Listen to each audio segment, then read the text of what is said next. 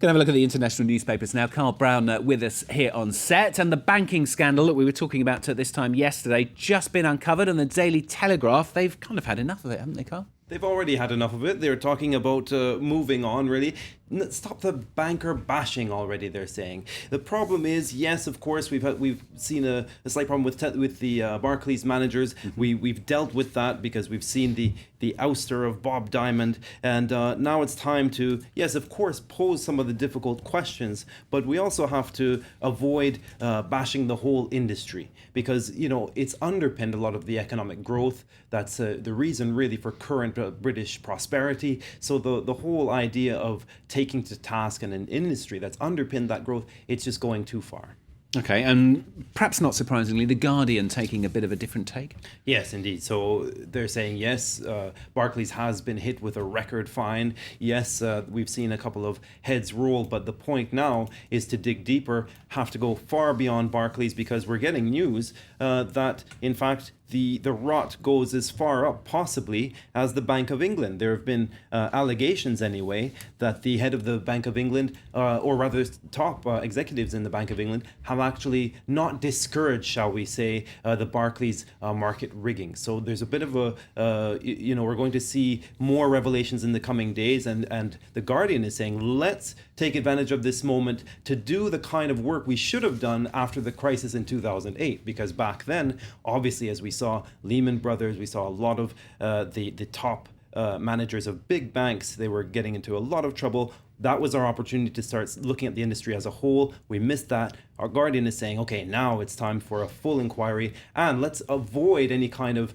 parliamentary inquiry. That's a good start, of course, but let's avoid any kind of limited inquiry and go for a Leveson type inquiry, which would be root and branch investigation of the kinds of inner workings that are going on.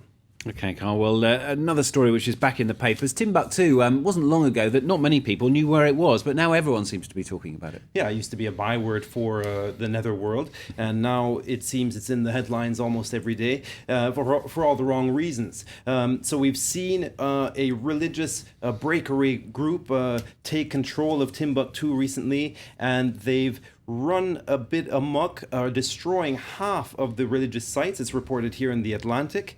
And what's happening is these are World Heritage sites that have been defended by the UN. The UN is actually calling the destruction of these sites crimes against humanity, actually. They're taking it very seriously. We can see the pictures there.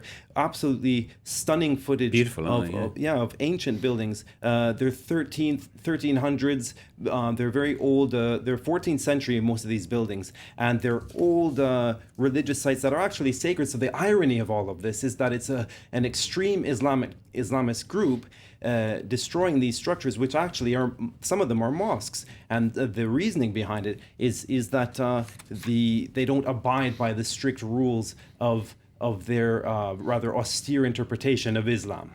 And very, very briefly, a country we don't hear much about, and a province we hear about even less. Ah, yes. So here we're talking about Quebec in Canada, where once upon a time asbestos was a huge industry. And now we've just learned that over the course of the celebrations of Canada Day, just a few days ago, celebrating independence, the Premier of Quebec actually took it upon himself to support a lifeline, 58 million Canadian dollars, to the asbestos industry, something that environmentalists are saying an absolute outrage because it obviously causes some ill effects to the health.